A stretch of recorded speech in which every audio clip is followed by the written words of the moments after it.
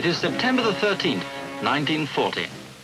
3 months previously, on June the 10th, Italy had joined her Axis ally Germany in war against the British. Upon war's outbreak in Poland in 1939, Italy had declared itself non-belligerent, had played a waiting game. But Hitler's war machine had moved fast. Mussolini had no alternative now but to actively enter the conflict. The war was extended to the Mediterranean and Africa as the Italians joined the victorious Germans. Now the Italian army was about to embark on a venture to win themselves a great empire and assure them a position as one of the major powers on earth. The Battle of North Africa begins. The Italian plan was this. From Ethiopia, one army under the Duke of Aosta was to advance upon Egypt from the south.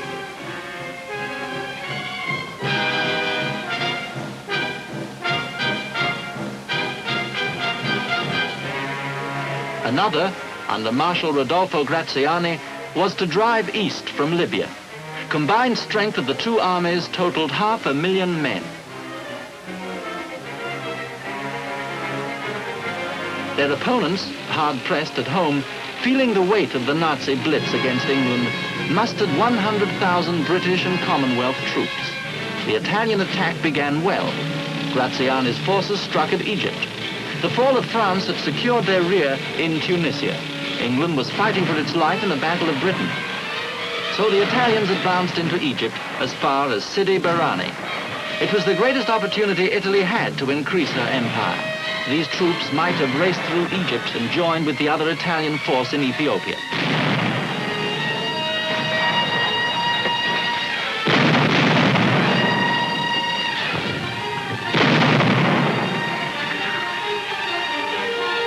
But the goal of a great empire turned into an illusion, ultimately to disaster.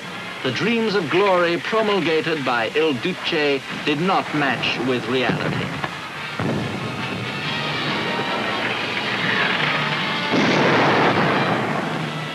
The desert terrain was fearsome.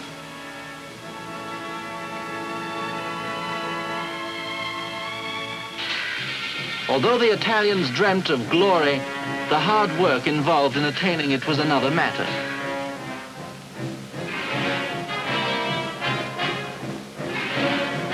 The troops were often sick, always homesick. Morale became low. Italian tacticians made many mistakes. These mistakes proved costly. Under General Wavell, British forces surprised them at Sidi Barrani on December the 9th. The Italians had dallied there. Mussolini had threatened Graziani with loss of command if they didn't move on into Egypt. Now too late.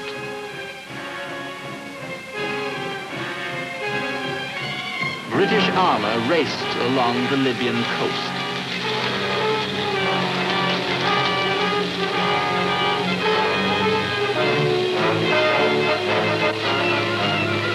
Marshal Graziani had made a costly error by turning these coastal towns into fortresses, walled with barbed wire, guns, and anti-tank ditches.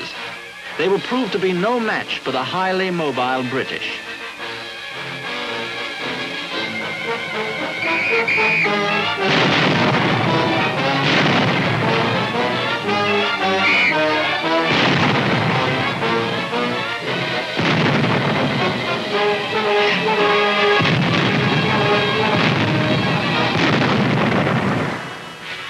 El Solam, Bardia, Tobruk, Derma. One after another, the towns fell to the British. Benghazi. The Italians made a hasty exit, retired from the city.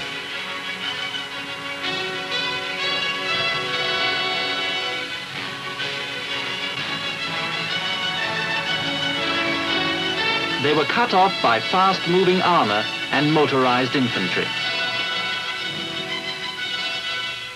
The Italian army was trapped. British Empire forces captured over 133,000 prisoners. Their own losses, 604 men. By February the 8th, 1941, they occupied the eastern half of Libya, as far as the town of El Agila.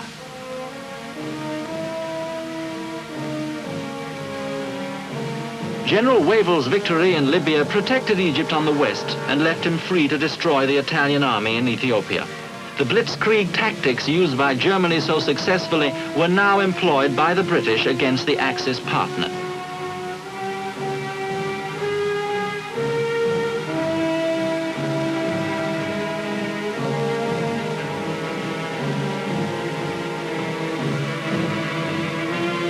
Under orders from Rome, the Duke of Aosta made a last stand, but by May the 19th, all Italian resistance had ended. Ethiopia, first of the fascist conquests, was liberated. The Emperor Haile Selassie returned to his kingdom. In Libya, British troops halted at El Aguila. The weakening of the British forces coincided with the arrival in Africa of a man who was to become of historic importance.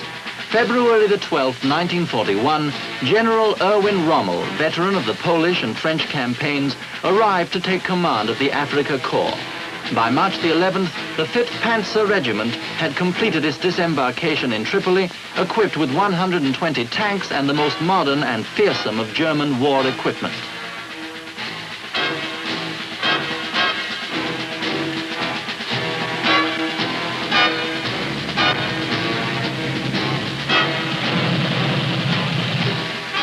The Afrika Korps had been extensively trained for desert warfare.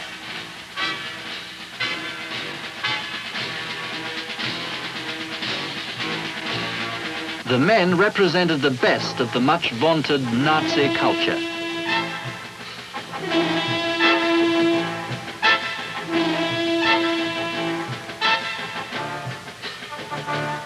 Special equipment for the troops had been provided by the Tropical Institute at Hamburg. The Afrika Korps comprised 2 armored divisions, each with 8,000 men and 135 tanks, plus the crack 90th Light Infantry Division.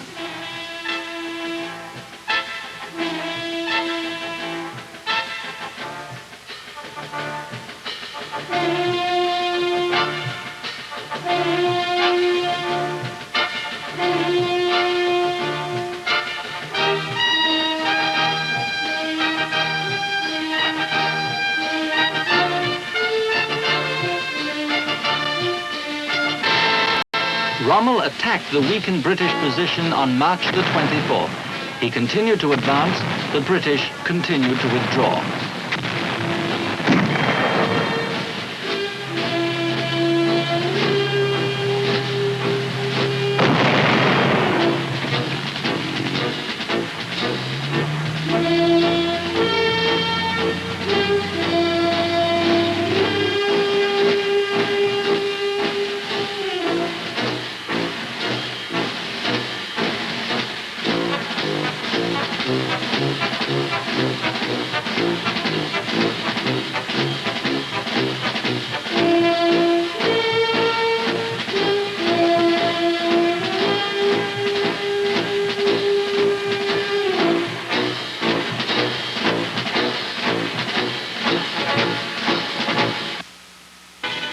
On April the 1st, the Germans moved into Benghazi.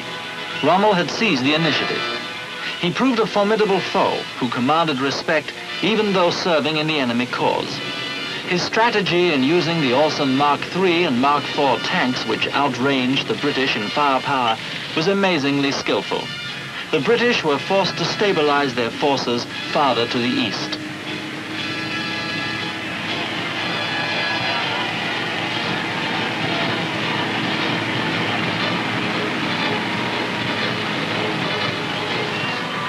The British had been pushed back into Egypt, but the retreat was not complete.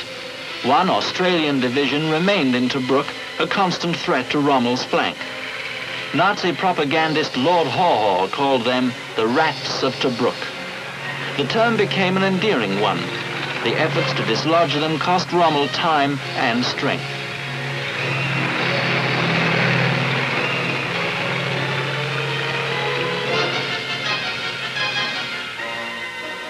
The area of Tobruk was about twice the size of the District of Columbia.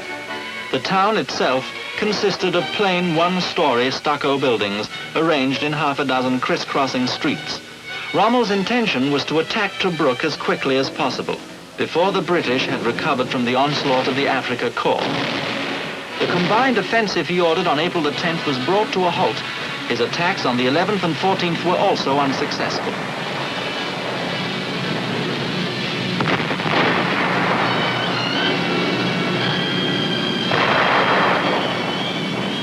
By May the 2nd, Rommel had taken Solum, Capuzzo, had reconquered the rest of Cyrenaica.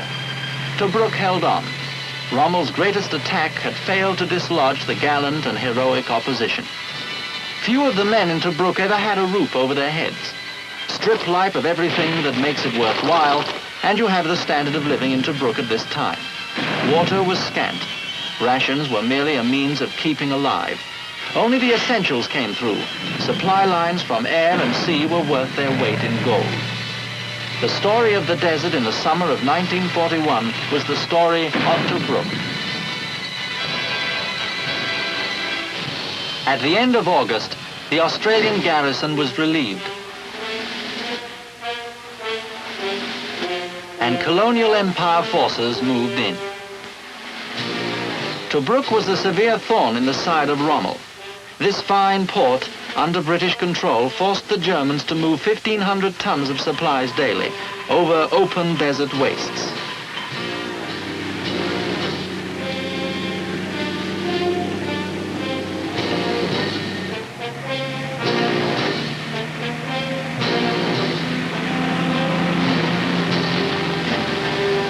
Tobruk was sorely needed as a supply point close to the front. Thus, the siege was strengthened during September. On the morning of December the 4th, Rommel launched a heavy attack that was very nearly successful.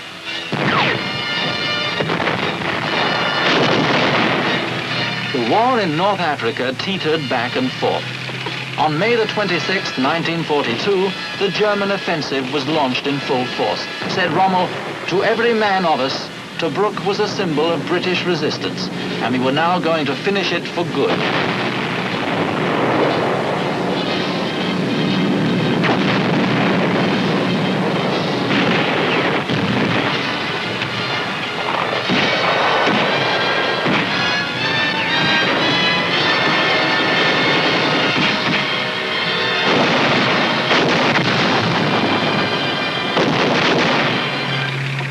Tobruk fell at 5 a.m. June the 21st, 1942. On June the 22nd, Rommel learned from Hitler's headquarters that he was a field marshal.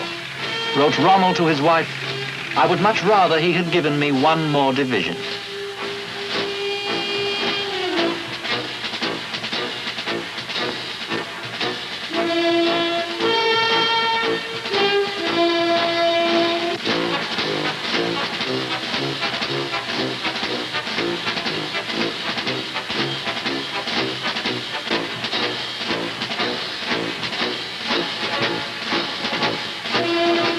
The prize Rommel had sought for over a year was finally his.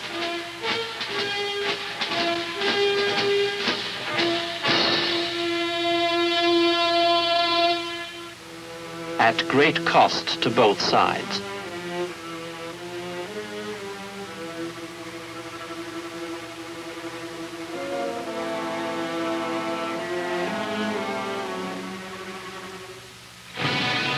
June the 30th. The Axis forces came to the El Alamein line. Alexandria was 65 miles away. The Germans had won a great victory at Tobruk and were moving rapidly.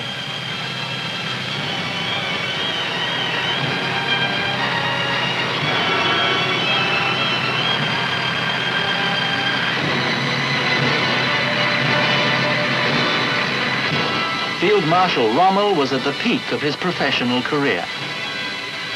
It was at this time that General Auchinleck received a distinguished visitor from England. Mr. Churchill stayed for 5 days. Other new arrivals remained permanently. They were General Sir Harold R.L.G. Alexander, who replaced General Auchinleck as commander of the Middle East, and General Sir Bernard L. Montgomery, who took over General Rich's 8th Army. Your prime and main duty will be to take or destroy at the earliest opportunity the German and Italian army commanded by Field Marshal Rommel, together with all its supplies and establishments in Egypt and Libya. Signed, Winston Churchill. General Montgomery took hold at El Alamein. Meanwhile, Lend-Lease supplies rolled in.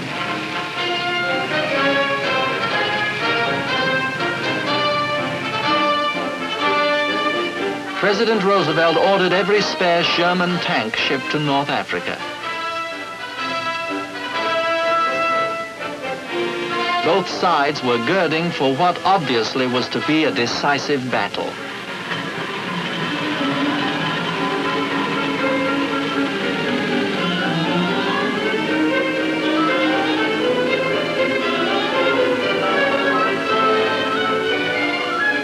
The British plan for the forthcoming Battle of El Alamein was to be the turning point in the Desert War. That was certain. All prayed that it should turn in their favor. The plan itself was simple. Blow a hole in the German positions, send in strong armor, and keep widening the gap. The Axis line at El Alamein was a maze of strong points for 35 miles. During October 1942, they were hit mercilessly from the air.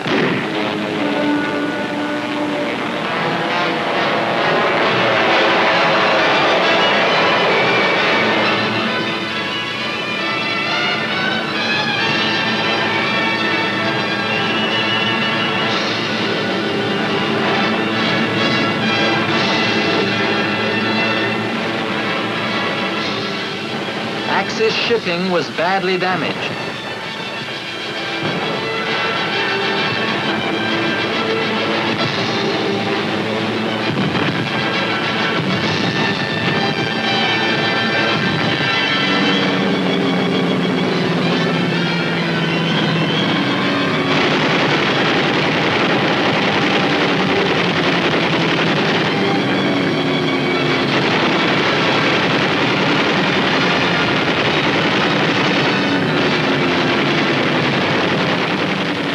Thus, the stage was set.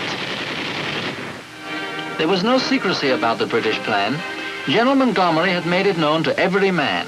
In a personal message to his troops, he said, "The battle which is now about to begin will be one of the decisive battles of history. It will be the turning point of the war. The eyes of the whole world will be on us, watching anxiously which way the battle will swing. We can give them their answer at once. It will swing our way."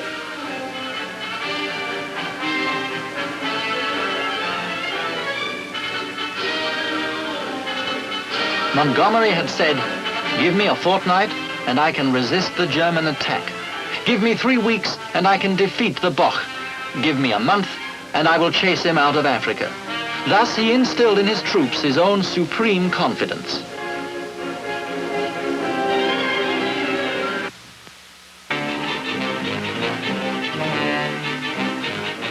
They prepared. Guns ready. Equipment ready. Men ready.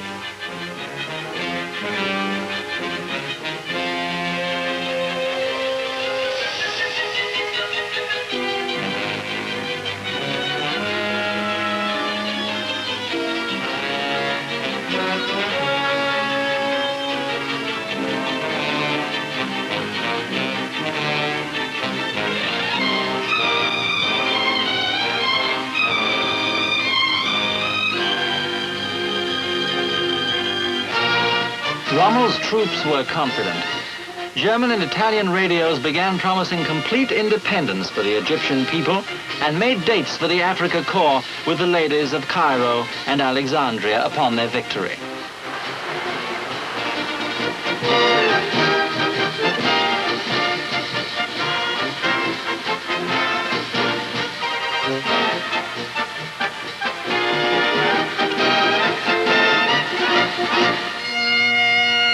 October the 23rd, 1942, afternoon.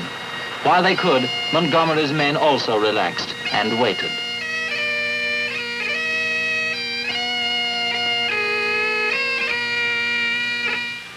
In late afternoon, the British forces moved to the assembly areas.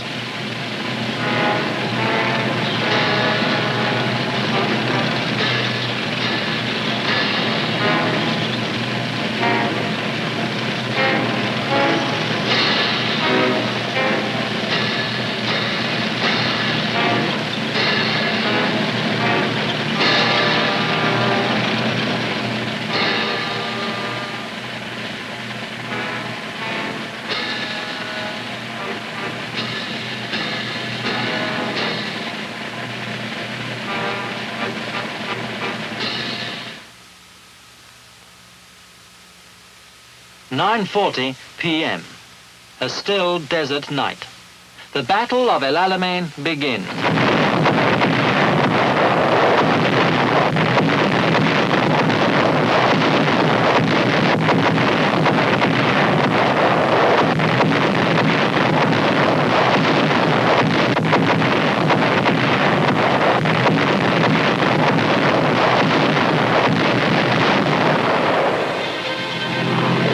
800 guns had broken the silence.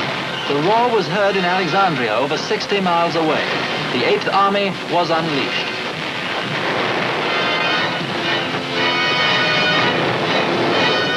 General Montgomery chose the north to make a breakthrough.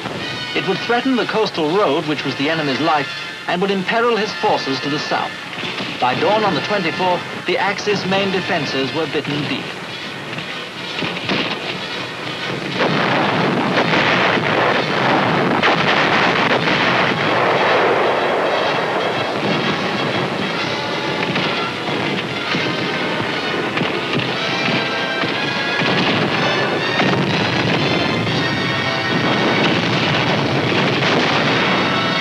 Their Luftwaffe tried to halt Montgomery's forces in vain.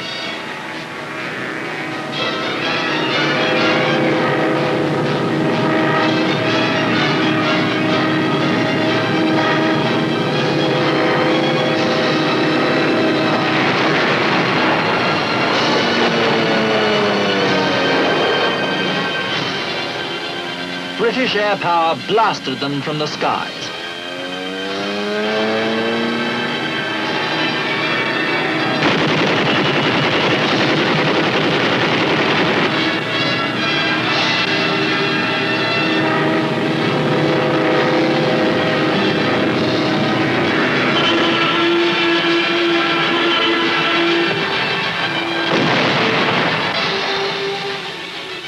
By the 27th, all Axis reserve strength had concentrated in the north.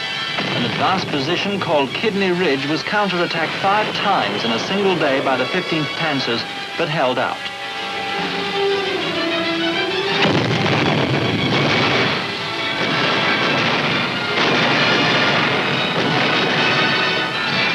October the 29th. After bitter fighting, the 9th Australian Division advanced due north across the coast road to a strong point known as Thompson's Post.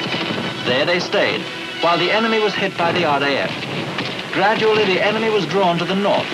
It was the moment General Montgomery had been waiting for.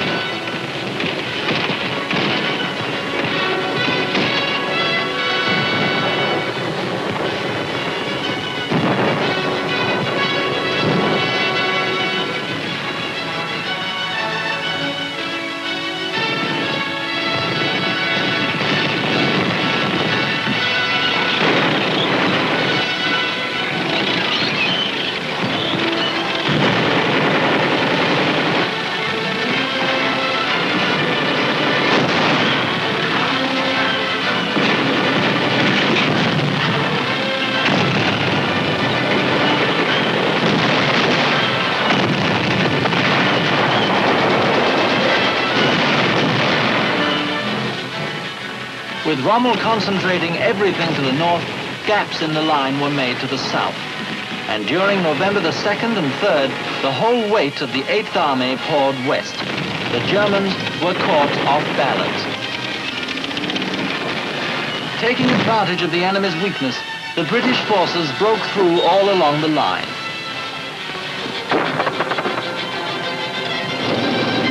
Said Rommel, "We were completely stunned. For the first time during the African campaign, I did not know what to do." His army was relentlessly pushed back.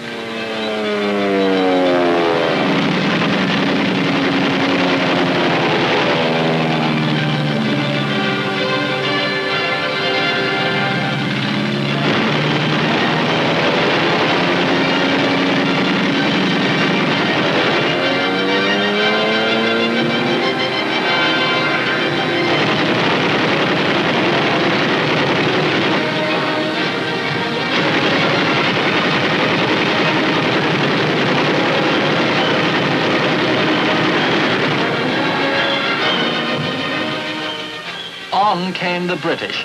back past the old familiar places.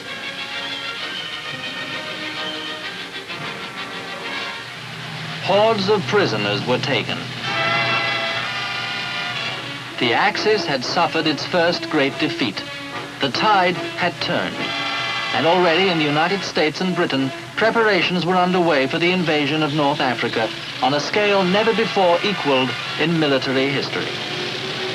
It was, as Winston Churchill said, the end of the beginning. We continue our story. It begins with a conference in Washington, where secret plans are made for a large-scale invasion of North Africa. The Washington Conference was top level. Prime Minister Churchill arrived from London. High-ranking members of the military staffs were present.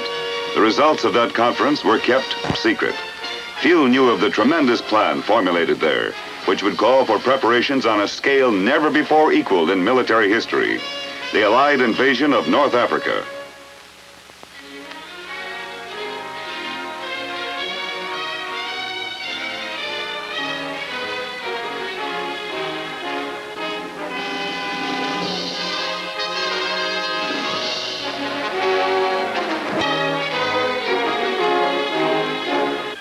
There were 123 days in which to get ready.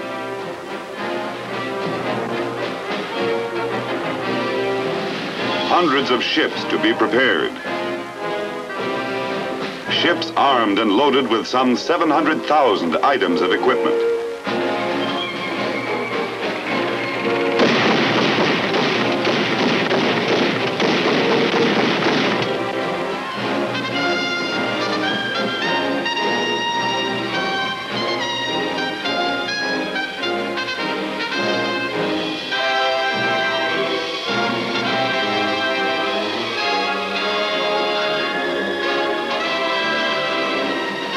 Tons of supplies, stockpiled for what was to come.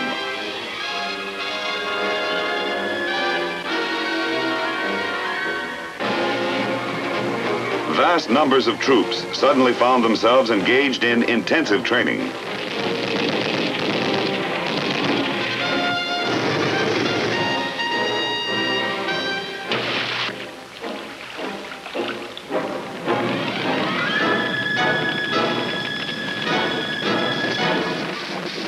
As the days passed, it was evident that something big was at hand. Big enough to involve a maximum effort from two continents, from both Britain and America. But what?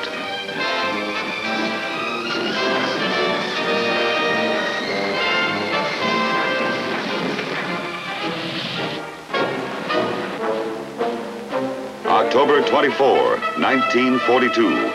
While the British 8th Army was smashing Rommel and the Germans at El Alamein, a vast troop convoy set sail from American ports.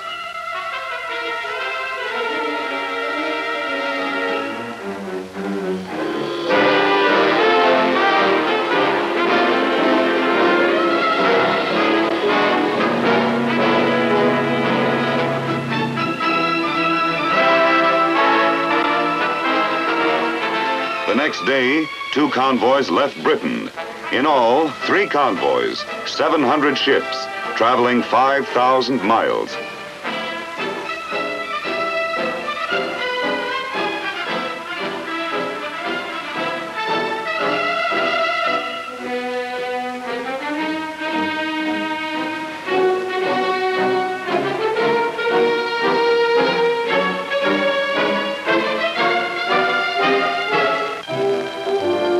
As yet, the men aboard the convoys had no hope of their undertaking. Nothing to do but relax and wonder. Destination unknown. Speculations plentiful. Rumors even more so. As the days crawled by, tension mounted. What lay ahead for them and where? Finally, the secret was out. North Africa. The men were fully aware of the bitter fighting waged there for 3 years, of the Africa Corps and Tobruk. And as the convoy steamed onward, a bulletin was received of the retreat of the German army, resulting from the shattering El Alamein battle.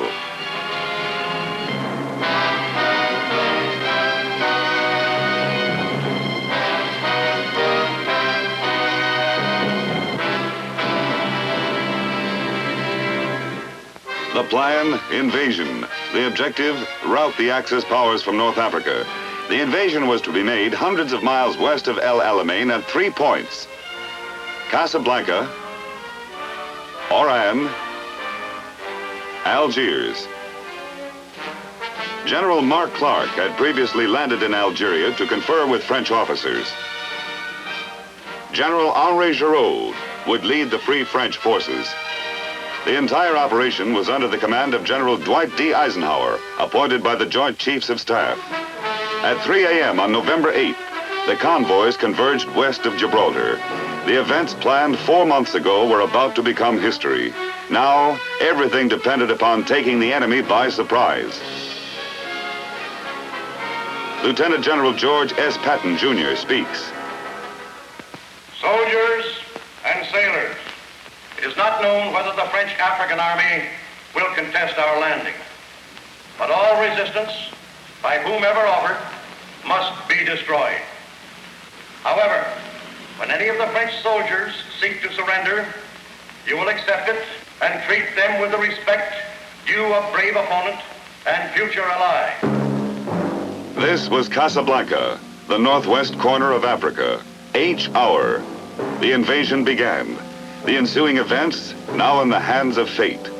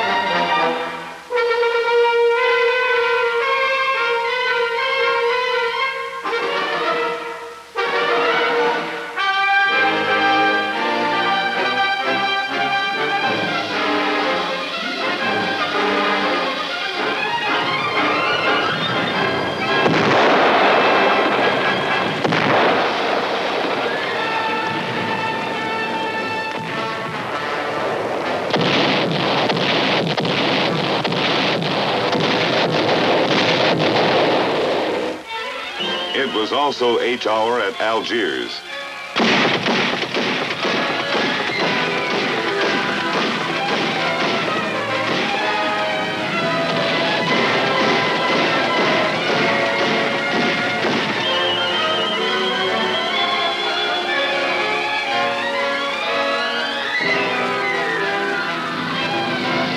Planes based at Gibraltar flew over to give extra insurance for the success of the operation.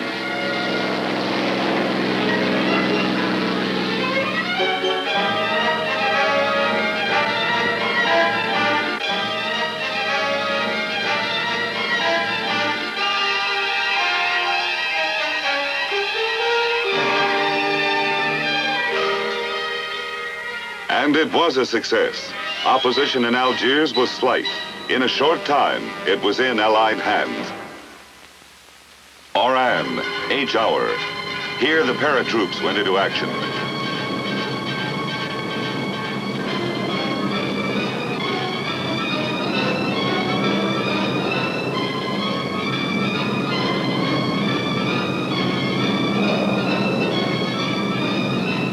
Fighting was bitter. But after 2 hard days, troops of the enemy Vichy French capitulated. Oran was taken, 2 down, 1 to go. But at the Atlantic port of Casablanca, there was trouble. The Vichy French Navy still fought for the Axis. Fighting on the water was heavy. Allied guns pounded the port and the Vichy fleet. The battle lasted for 5 grueling days.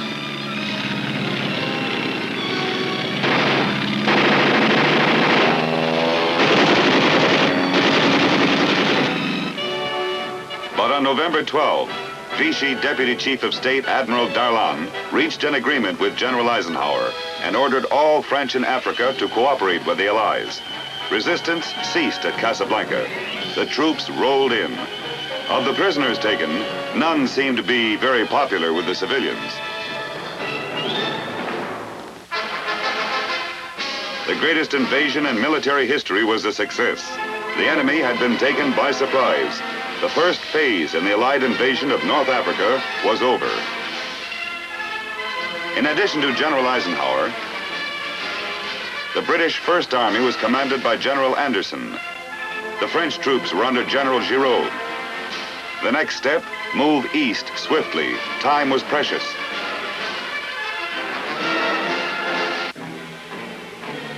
The Allies moved toward the Tunisian border, hoping to reach Bizerte and Tunis before the Germans could rush in reinforcements.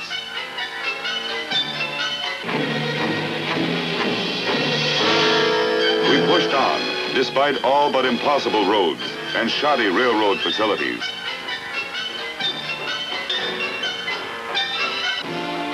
But still we moved on, by land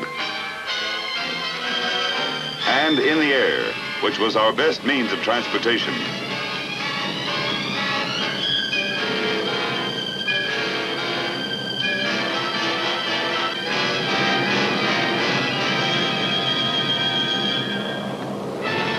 And it was by air that the German forces struck back.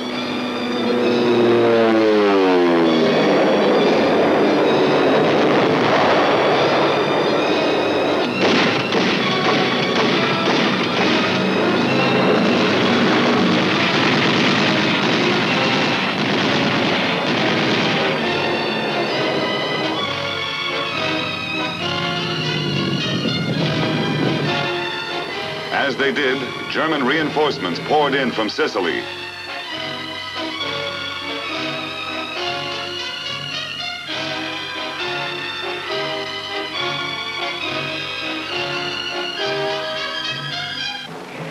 November 18, the Allied advance guards entered Tunisia. Our line of supply was now 500 miles long.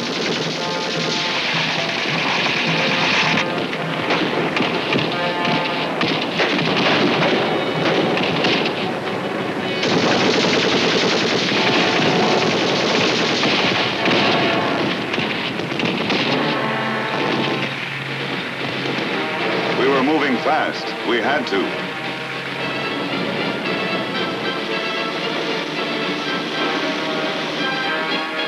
By November 22, the town of Beja was reached. Mejaz al-Bab, the terrain became more and more precarious.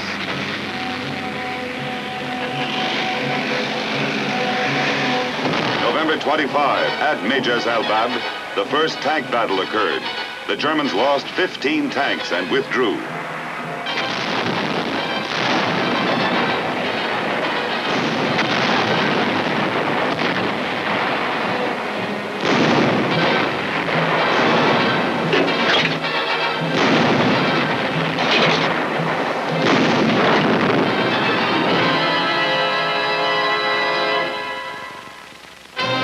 They moved back to the mountain approaches in the northern tip of Tunisia.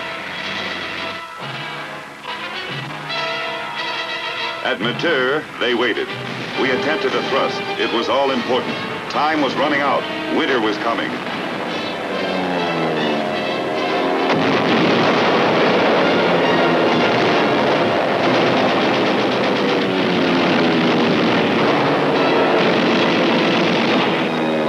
This time, we failed. The Germans were too strongly emplaced.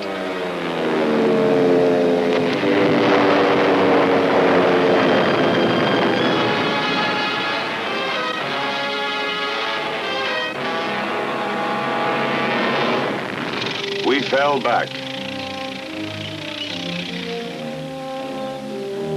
The Tunisian front was now stabilized on a line running north and south from Mejaz al-Bab. For the North African winter had come.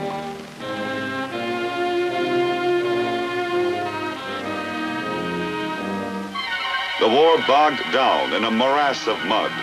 Hopes for a lightning victory in North Africa were forgotten.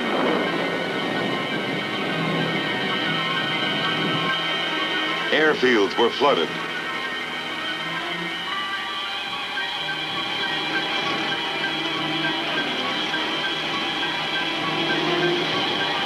Bad roads became worse. With the line stabilized, the war became a waiting game.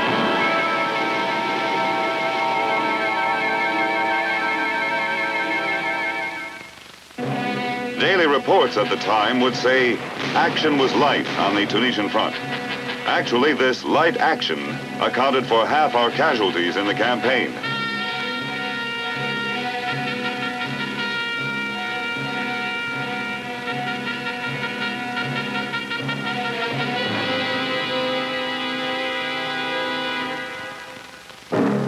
During this time, patrols were sent out continuously.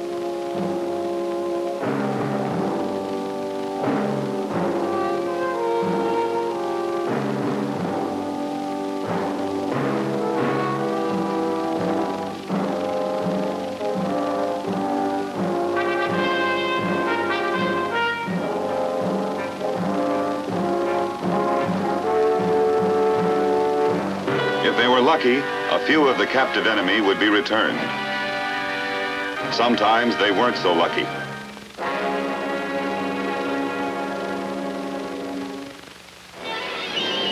In the clouds, there was more activity.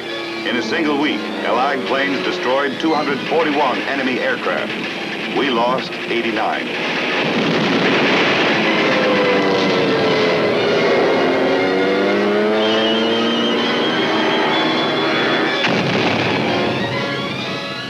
From our bases, it was possible to make devastating attacks on Italy, Sardinia, and Sicily.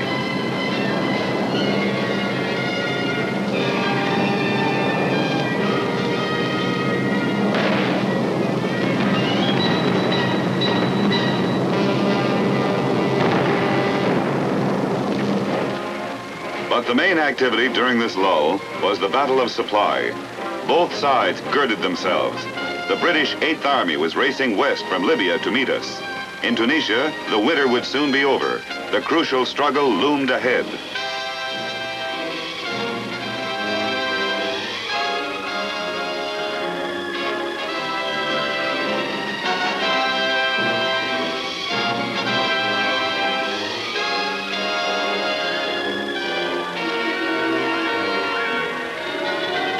But there was one day when the struggle was momentarily forgotten. A day dedicated to peace on earth. Christmas in Tunisia, 1942.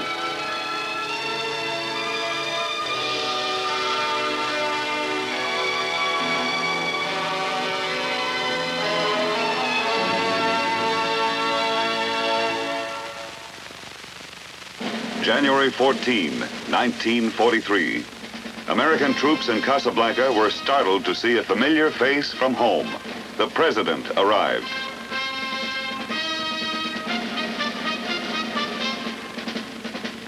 And Prime Minister Churchill came.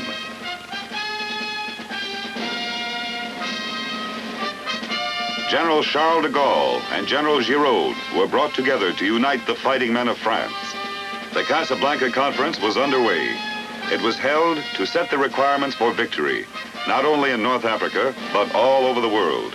The ultimate object, no appeasement, no negotiation, nothing short of complete victory over the enemy. In the Civil War, General Grant had first used the term. Now President Roosevelt used it, unconditional surrender. The stage was set. After the conference, Mr. Churchill flew to Tripoli and greeted General Montgomery. The climax in North Africa was approaching. But there was still fight in the enemy.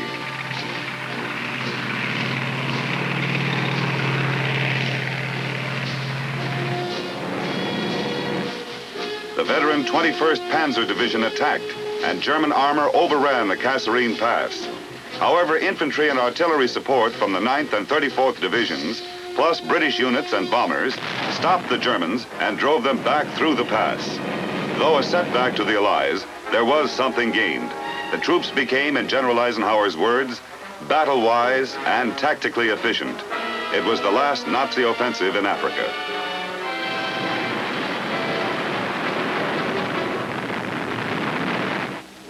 By this time, the British 8th Army had caught up with Rommel's forces at the Meerut Line. On March 15, 1943, Rommel was recalled to Germany. He never returned. His army had retired to the Meerut Line's fortified hills.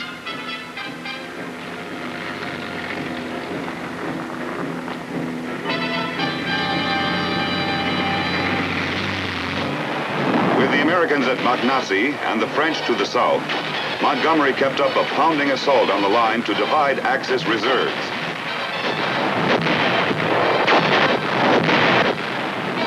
Hitting the enemy in front, he flanked to the left and delivered a telling blow. The New Zealanders moved on this flank. The 4th Indian Division circled the rear.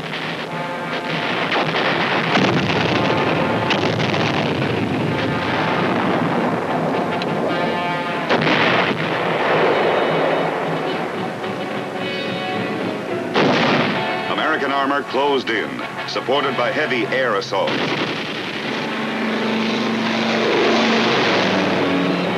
And the Meerut line cracked. The Nazis abandoned the field with the light armor on their heels.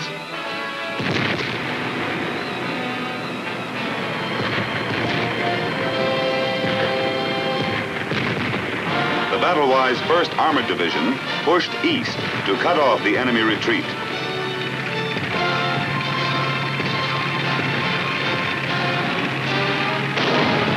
General Patton saw them close on the enemy flank.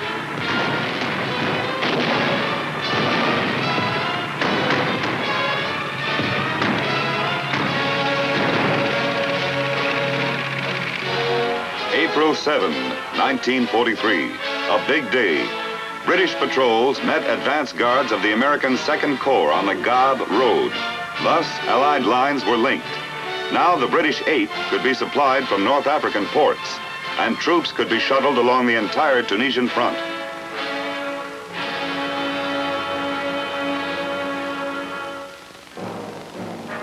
The U.S. 2nd Corps, under General Bradley, moved north to the Beja Road, which ran to Bizerti. The end was in sight.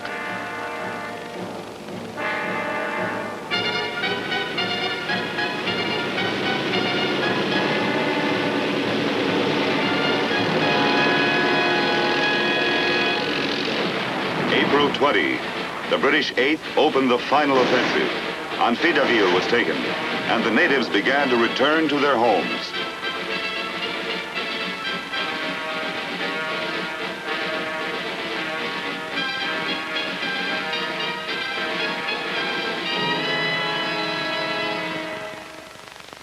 Relentlessly, the Allies pushed onward to Bizerti and Tunis.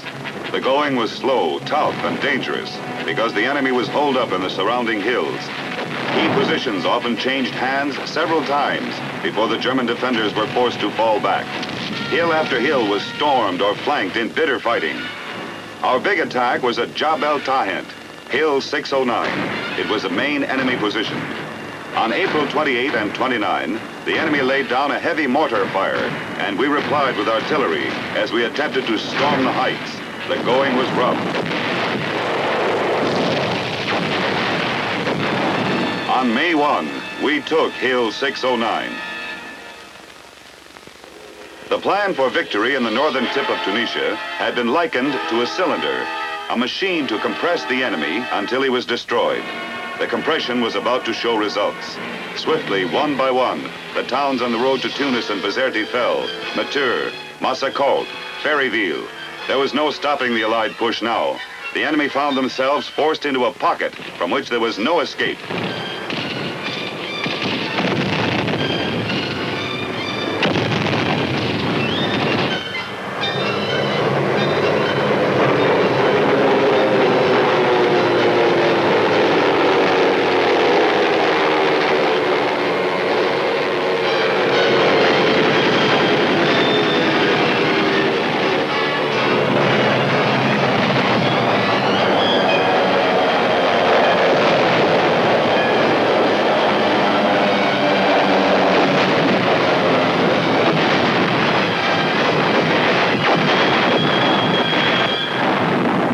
The Nazis may have invented the blitzkrieg.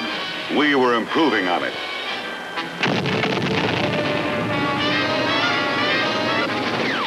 The armor forged ahead. Tanks broke through enemy lines. On May 7, 1943, the Germans were surprised by the Allied arrival outside Tunis. There was no organized resistance.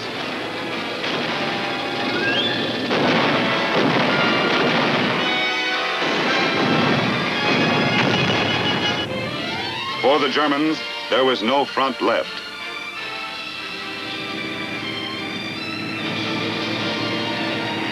The town of Tunis was turned into a carnival. The streets were so full of crowds and celebrations, traffic could hardly move.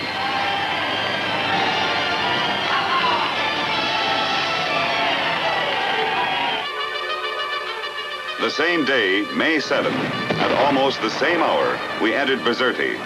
The reception here was not so jubilant.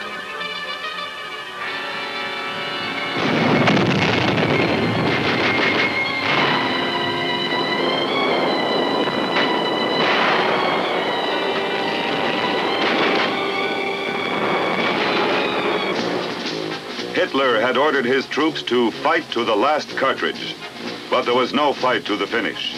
Still fond of parades and brass bands, they marched in. Total, wholesale surrender.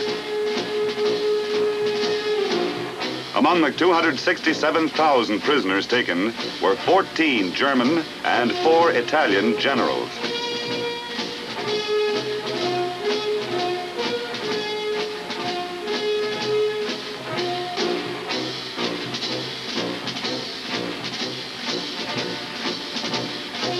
Although our losses were relatively light, we had destroyed 250 enemy tanks and 2,330 aircraft.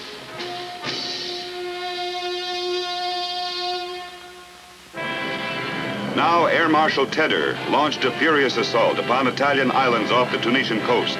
By June 13, the last ones were taken. The conquest of North Africa was complete.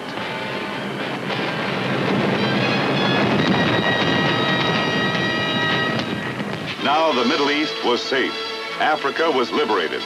And from there came re-echoing the phrase that would be fulfilled in the invasion of Italy, D-Day, VE Day, unconditional surrender. El Alamein had been the end of the beginning. For the Axis powers, it was now the beginning of the end. The ominous advance of our armies in Sicily drove the desperate people of Italy to frenzied riots and demands for peace. On 25th July 1943, Benito Mussolini was overthrown. The new head of the Italian government, Marshal Badoglio, opened secret peace negotiations with the Allies. To fully exploit the collapse of the fascist regime, immediate invasion of the mainland of Italy was imperative. The Italian Navy was almost intact. Mussolini was out, but his Nazified war machine was still a threat. Our plan was to break up the Italian military organization before the Germans could take over. Nazi equipment and troops came pouring down into Italy. Hitler had anticipated the collapse of Mussolini's regime and lost no time strengthening the defenses of southern Italy. Allied strategy called for a preliminary British attack on the Calabrian Peninsula, followed 6 days later by a combined Allied attack on the Gulf of Salerno, and another British attack to the south. By invading Italy at 3 points, we hoped to throw the enemy forces into confusion. Naples was the #1 objective. Its capture could give us the use of a first-class harbor. Our bombers had blasted strategic points for 2 months.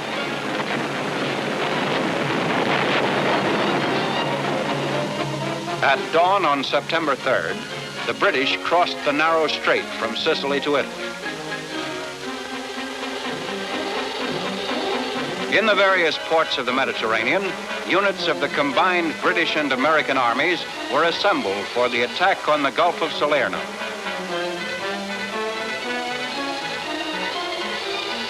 Vessels of all categories rushed to the Mediterranean from other theaters, provided barely enough shipping space to transport our men and equipment. At Oran in Africa, the 36th Division embarked to go into battle for the first time. They were scheduled to spearhead the invasion in the American zone. The 45th Division embarked at Palermo. These hardened troops were scheduled to reinforce the initial assault troops. General Clark and Admiral Hewitt worked together. Convoy units left Oran, Bizerti, and Tripoli on the 5th and 6th of September.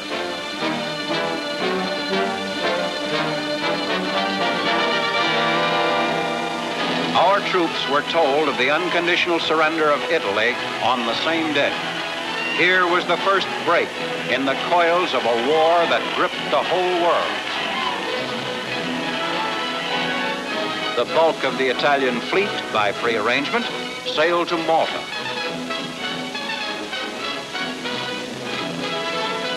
Italian airmen flew their planes to Allied air bases in Tunisia.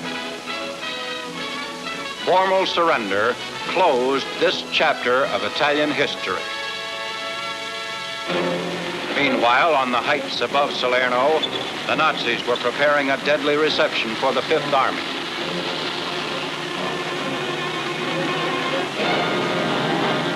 They zeroed their gun batteries on every foot of the beach. On the eve of the assault, they were ready and waiting for us. Allied strategy called for attacks by the British 10th Corps on the left and the American 6th Corps on the right, with the Sele River as the corps boundary. The success of our invasion hung on the speed with which we could cross the coastal plain to the wall of mountains 8 to 10 miles inland. At dawn, September 9th, the 36th Division hit the beach without cover of a naval barrage. The Nazis, having anticipated the landing, pinned our combat teams down with interdiction fire. Nazi dive bombers slashed at our transports and warships. They scored some damaging hits.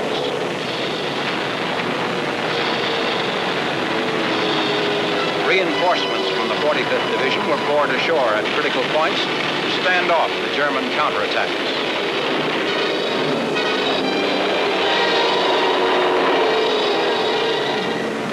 Our tanks came ashore to support the hard-pressed infantry.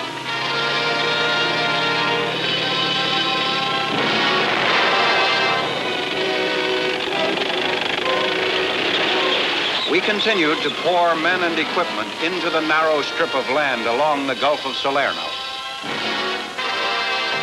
Allied naval guns threw their utmost support to the hard-pressed ground forces.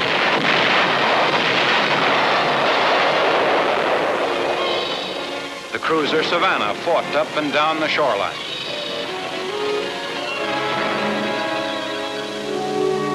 Casualties were heartbreakingly heavy. The Savannah was forced to withdraw. German field artillery, emplaced in the hills directly above the British invasion beach, pounded the British landing forces.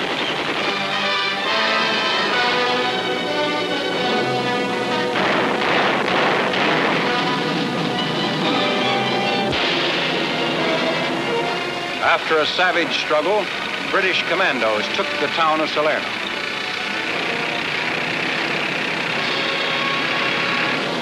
Units of the British 10th Corps drove across the open plains toward the Nazi airfield at Monte Cassino. We desperately needed a fighter plane air base in Italy. Construction of an air base in the American zone, out of range of German artillery, was started on D+2. The first strip was completed in 24 hours. Planes began using the field before it was ready for normal operation. Crash landings were common during the first few days.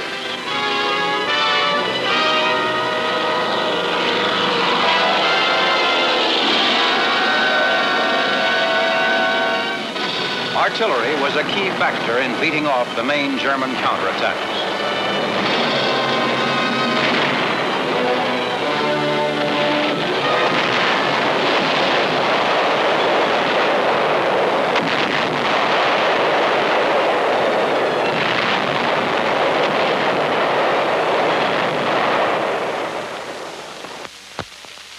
British forces advancing steadily from the toe and heel of the peninsula forced the Germans to withdraw from southern Italy. On September 16th, contact between the 8th Army and the 5th Army was made south of the Salerno beachhead. In the ruins of an ancient Greek temple in the American sector, we set up a well-equipped first aid station and evacuation center. Extremely heavy casualties had been the price of victory for the 36th and 45th Divisions. Divisions of the British 10th Corps, too, had suffered heavily. Fresh troops moved into the line. We drove ahead, close on the heels of the retreating enemy. Our main objective, Naples. Through Battipaglia, the battle for the beachhead had raged 3 times. Taken, lost, and now retaken, this war-torn little town, which had been filled with attractive, substantial homes only a week before, had become a fantastic heap of ruins. In 8 days, the Fifth Army advanced 30 miles against the sullenly retreating Germans. Eboli, shattered by our advancing artillery, was evacuated without a fight. Campania was practically wiped out. At Cassino, we raced through. In some towns, our troops were frequently delayed by small rear guard detachments, which had to be blasted out one at a time. German prisoners were interrogated on the field and gave our intelligence officers some valuable information. Destroyed bridges slowed our advance, enabling the Nazis to keep ahead of us by that vital one step. The 6th Corps moved into position to take the mountains east of Naples. Near the coast, the British 10th Corps struck northwest through the mountains to the Sorrento Peninsula. On October 1st, the Fifth Army marched into Naples. The Nazis had evacuated their forces from the city, but not before they had vented their rage on it. Liberated civilians who had risen against the Germans on their last day greeted the Allied troops hysterically. With typical German savagery, the city had been torn apart. There was no water, no sanitation, no fire protection. The city was on the verge of complete moral collapse. The Nazis had sunk ships alongside the docks and dumped cranes and freight cars on top of them. The railroad yards were a shambles. Huge caves and demolished buildings served as bomb shelters and homes for thousands of Neapolitans. Many had known no other homes for more than a year. Those who had fled from the fury of the Germans returned to find their homes looted and burned. The Allied military government, after a quick survey, took over the food distribution of the city. A time bomb planted in the post office exploded a week after the Germans fled the city. More than 100 people were blown to death, most of them civilians, many of them children. Thus, and in many other bestial ways, did Hitler and his generals seek revenge on their former Axis partners. Before the war, along the 7.5 miles of Naples waterfront, there had been 14 berths for ocean-going vessels and innumerable docks for smaller craft. The wrecked harbor was handed over to 12,000 sea beams, and miraculously soon it was back in operation. Indeed, in a short time, it was handling more shipping than before the war. We now had an adequate port for our coming operations up through the shank of the boot. Thousands of tons of food were brought in for distribution to the civilian population of Naples. The Allied military government set up a rationing system and appointed trustworthy Italian officials to supervise its execution. Within a few months, the city began to show a new face. The empty shells of buildings were torn down, and the salvaged material was used to erect new structures. There was still starvation. War was still nearby. But among the populace, normal human relations were again possible. A feeling of security began to grow.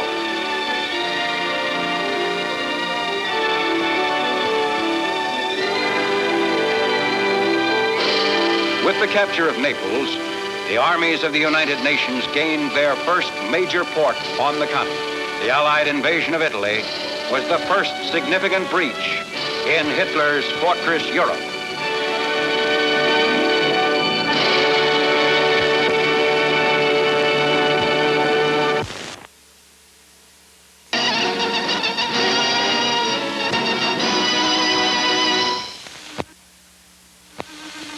By early October 1943, the Allied armies in Italy had attained their initial strategic objective.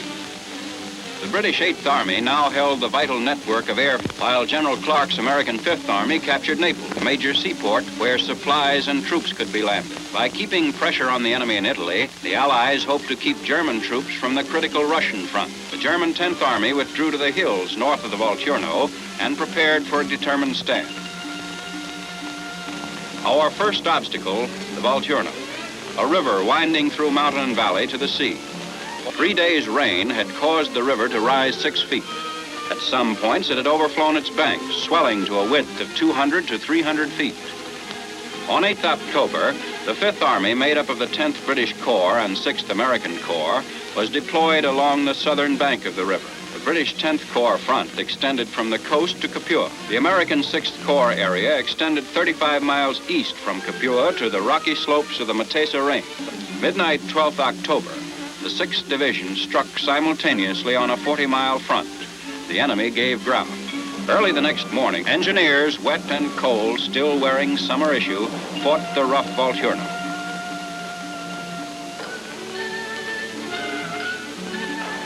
Engineers supporting the 34th Division lost equipment, had to change location twice because of enemy fire. The river was 70 feet wider at this location. Against all obstacles, the bridge was completed. 2 days later, 15th October, over our newly constructed span of Triflisco Gap, British Bren gun carriers crossed the Volturno. The crossing of the Volturno was a battle of construction and supply. With equipment and supporting weapons moving steadily across our bridges, the battle had been won, and the 6th Corps was ready to pursue the retreating enemy. At Alvignano, occupied the morning of 17th October, Major General Ryder, commander of the 34th, ordered Colonel Butler, commanding the 168th Infantry, to drive on to Dragogne, 2 miles to the northwest. On our right flank, the 36th Artillery supported the 45th Division. This assault struck at the last line of hills, barring the approach to the upper Volturno Valley. Casualties were high. In a single day, the 6th Corps lost 545 men. One regiment lost 3 battalion commanders in 12 days. In early October, American-Japanese fighters of the 100th Infantry Battalion arrived at Alvignano. Composed entirely of 2nd and 3rd generation Americans, this outfit was alerted for immediate action in the 34th Division zone. All along the front, we killed and captured enemy rear guard forces who fought delaying action.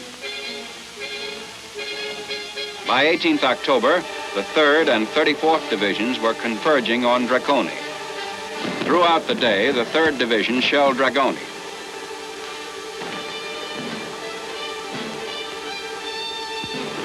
The next day, the town was occupied by the 168th without opposition. Some prisoners from the 3rd Panzer Grenadier and 26th Panzer Divisions were taken. They reported heavy casualties. The 45th Division, attacking northeast from Fecchio, advanced to Piedmonte d'Alife, supporting a second crossing of the Volturno by the 34th. 45th Artillery barraged a small village, while the 34th fired on the Alife-Piedmonte road. The infantry pushed over rough terrain. By 20th October, Piedmonte d'Alife and the nearby town of Alife were both occupied. Our forward troops were pressing the enemy close. But now, in order to keep men, vehicles, and supplies moving, a great battle of reconstruction began.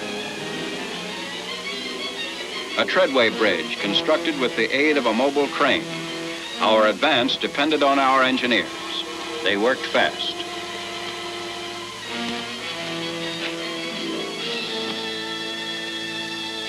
It wasn't only demolitions which faced American engineers. There was continuous rain, culverts to be dug, entirely new roads constructed. The war in Italy has been frequently called the War of Roads and Bridges. Infantry and engineers fought as a team. Enemy demolitions were calculated to hold us up for more than 24 hours. But in a matter of a few hours, bridges and approaches were in operation again. The 45th Division, in action ever since it landed at Salerno, withdrew into Corps Reserve. The 34th and 3rd pushed northward. driving for the Capriati of Volturno and for the opening in the mountains near Mignano, known as the Mignano Gap. Elements of the 34th, held back by the enemy for 2 days, entered Prata the 29th October. On our left flank, the 3rd Division on 27th October advanced over the heavily mined road to Pietrovillamo. Medics of the 3rd Division gave wounded German soldiers more consideration than they bargained for. Civilians also needed medical care. General Truscott's 3rd Division fighters had driven the enemy from several mountain heights. They were showing signs of exhaustion. In the Venafro area on 3rd November, the 6th Corps crossed the Volturno for the 3rd time. The 3rd Division continued to press against Mignano. The 504th Parachute Infantry on the right drove high into the mountains and guarded 5th Army's right flank. The 34th Division above Capriati crossed the river north of Venafro. The 45th Division moved up from Corps Reserve through Venafro and drove to push the Germans from the mountains beyond. Once more, our engineers faced the task of bridging the Volturno. Wind and rain continued. On 4th November, the Volturno, lashed by wind of hurricane velocity, changed overnight into a raging torrent. Against all difficulties, bridges had to be replaced quickly to keep supplies moving. Wherever possible, light vehicles crossed over the riverbed. The November rain came down unceasingly. Bivouac areas became flooded fields of mud. Military operations came almost to a standstill. Roads were stretches of mire that became deeper as we pushed into the mountains. Streams flooded over their banks, washed away temporary bridges and bypasses. All along the front, vehicles bogged down in mud. It was a back-breaking job to drain the almost liquid mud from the roads. The forward movement of men and supplies became slower and slower. In the mountains, water gushed across the surfaced roads and roadbeds were washed out. By mid-November, transportation was almost at a standstill. Precious time lost, which the Germans used skillfully to build a new, strong line of defense. The German winter line in the mountains above Mignano and Venafro. An immediate offensive against this line was impossible. There was too much work to be done behind our line, on bridges made useless by the enemy and the weather, on roads which were constantly a serious problem. Rock quarries supplied tons of crushed stone needed to fill in mud-soaked roads.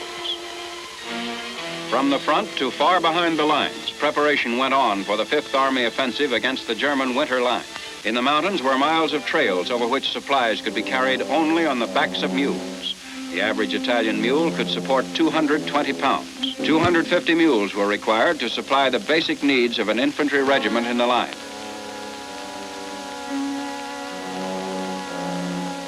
There could have been no winter campaign without mules. On the flats, our trucks could churn through the mud. On the highest slopes, only men carrying light loads could make the ascent.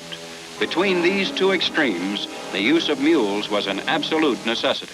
After 2 weeks on 1st December, we were ready to attack the winter line. On the right, the 6th Corps with the 34th and 45th Divisions was in contact with the British 8th Army. On the left, the British 10th Corps was made up of the 46th and 56th Divisions, poised to cross the Garigliano River. At this time, a new corps, the 2nd, was brought into the center of the line and assigned command of the 36th and 3rd Division. Attached to this corps were the 1st Special Service Force, highly trained American and Canadian troops, the 1st Italian Motorized Group, and the American 1st Armored Division. This force was concentrated against the Mignano Gap, which we had to enter in order to break through to the Liri Valley, which led to Rome. The Mignano Gap is a narrow valley squeezed between mountain masses, Mount Cassino to the south and Mount Samucro to the north, on the side of which is built the town of San Pietro. Like a stopper in this bottleneck, Mount Lungo rises from the floor of this valley. Beyond Mount Lungo, there were further mountain barriers, including Mount Trocchio. Our offensive started with Operation Raincoat, code name for a thrust on the left of Mignano Gap at the Camino Hills. Late afternoon, 2nd December, 925 field pieces poured tons of shells into enemy positions.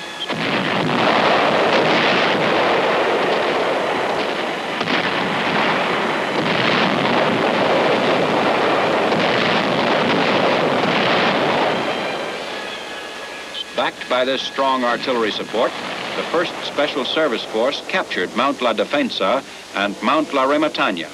The 56th Division took Mount Camino. The 36th captured Mount Maggiore. By 10th December, Operation Raincoat was completed successfully. Troops of the 1st Italian Motorized Group moved into the Mignano area to join the 36th Division. This marked the first occasion of Italian soldiers fighting side by side with Americans. It was decided that Italian troops should strike to take Mount Lungo. A 2nd Corps artillery barrage supported the effort. The Germans were too well entrenched on Mount Lungo. By noon, it was apparent that the Italian assault had failed.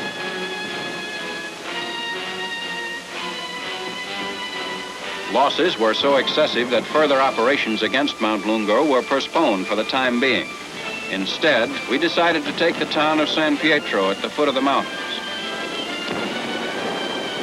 Now our artillery pounded and repounded the enemy defenses guarding San Pietro.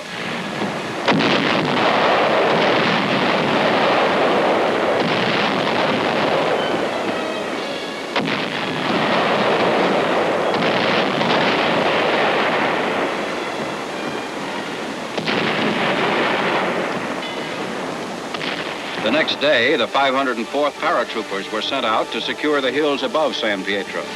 Mules carried their weapons and ammunition up the steep slopes.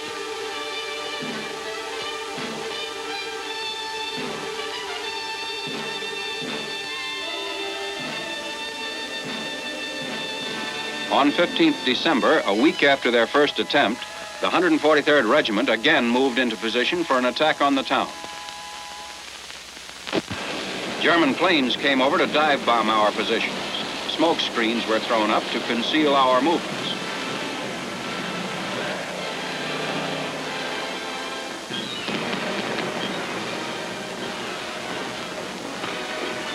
On the narrow, heavily mined road to San Pietro, 16 tanks under direct enemy observation led the way for the infantry assault. The lead tank, 3 hours later, reached the edge of San Pietro. Enemy shells fired on the tank, hitting closer and closer before knocking it out. At the end of the day, only 4 of the 16 tanks returned.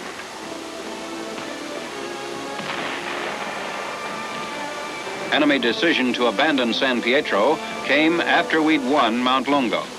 On 17th December, our lines moved into the town.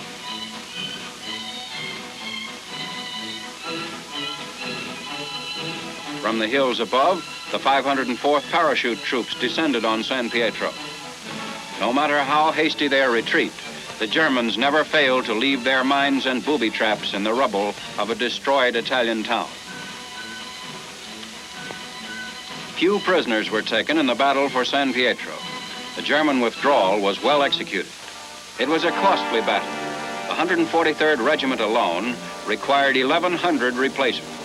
Many companies lost all their officers. Enlisted men led those battered units forward. This was the scene of 3 weeks of the bitterest fighting on the 5th Army front. For 17 days, the target for the heaviest artillery concentration of the Italian campaign. The people of San Pietro came out of the caves in which they had hidden for weeks. They found little of their belongings to salvage.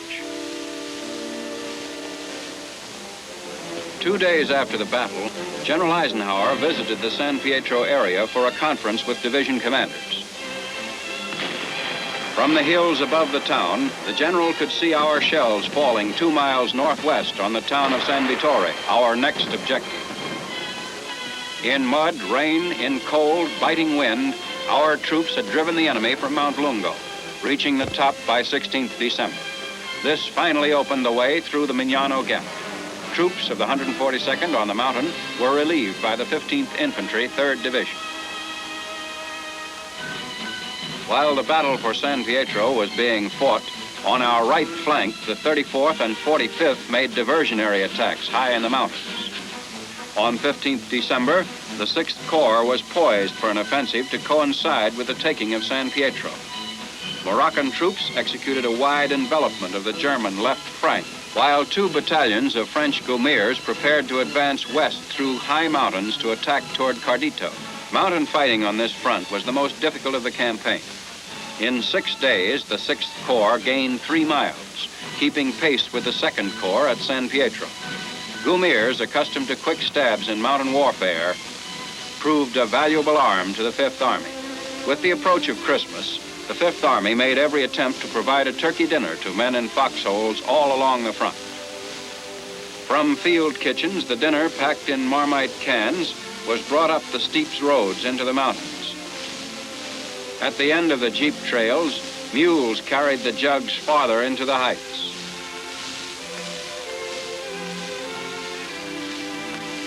Higher, where terrain was too rough for mules, soldiers brought up turkey and Christmas mail by hand. Christmas Day, 1943, at the front, 45th Division sector. Along the entire 5th Army front, the holiday of good cheer was celebrated in the cold, desolate Italian mountains.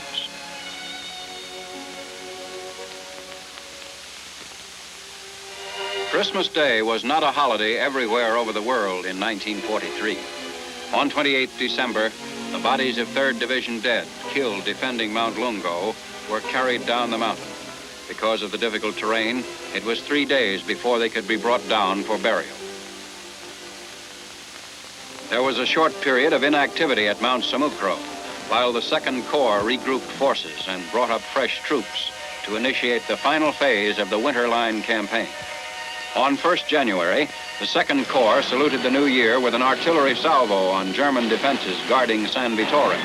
Smoke rose from the stone houses and narrow streets of San Vittore. Shells fell on enemy entrenchments on Mount La Chiaia to the northwest. With control of Mignano Gap, the heights flanking Highway 6 were all that remained of the Winter Line.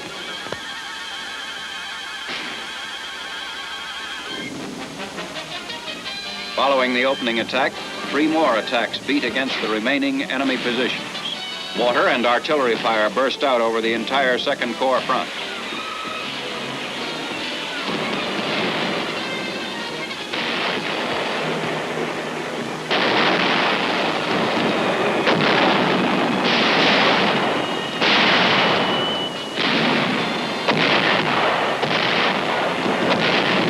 American bombers joined the assault. We were smashing into the last strong points of the Winter Line.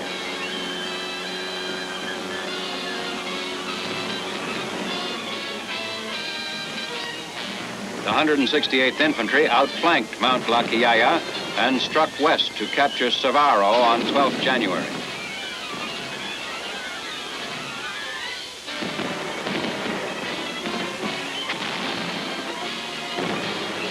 At the same time, the 135th Infantry fought to take San Vittore. After 3 days, on 7th January, the last of fierce street fighting ended. The town, although severely damaged, was not as hard hit as San Pietro. In the Winter Line campaign, we had taken a large toll of enemy equipment and captured over 2,000 soldiers.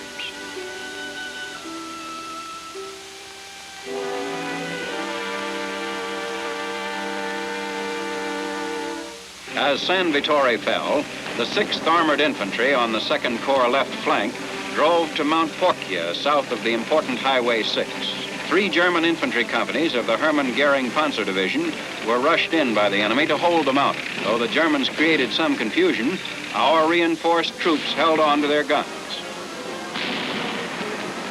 On 7th January, with tank and artillery fire blazing behind them, our infantry reached the crest of Mount Porcia.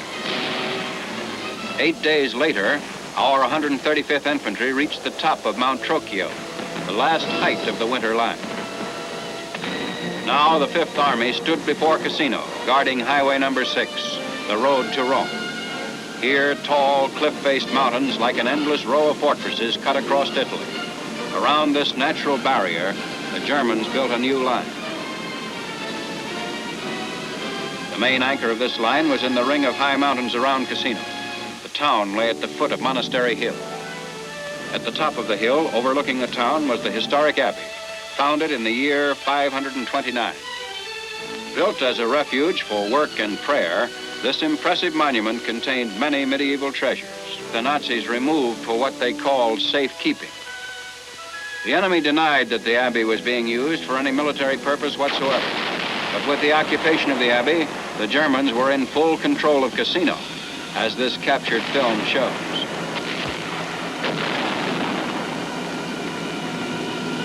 After 2 costly major attacks failed, we could no longer respect the Vatican request that the monument be spared. Leaflets were fired warning Italians to evacuate.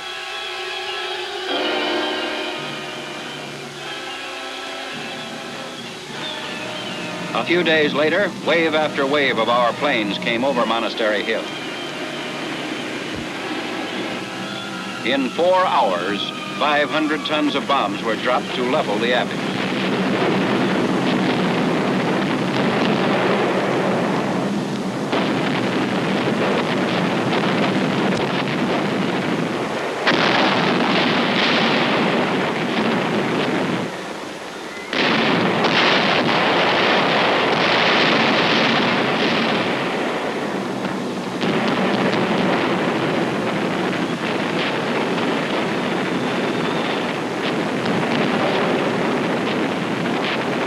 The enemy waited until the bombs stopped falling and our guns were silent, then crawled out of their holes and filtered back into the ruins of the abbey.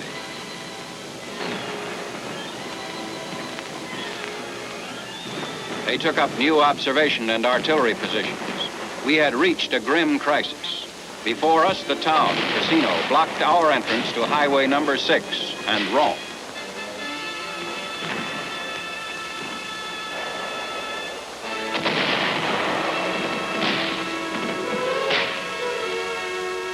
Four months of fighting against almost every obstruction known to warfare.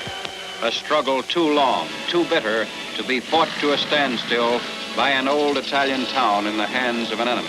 For the Fifth Army advance to continue, Cassino had to be ours, even if it meant blasting the town off the face of the earth.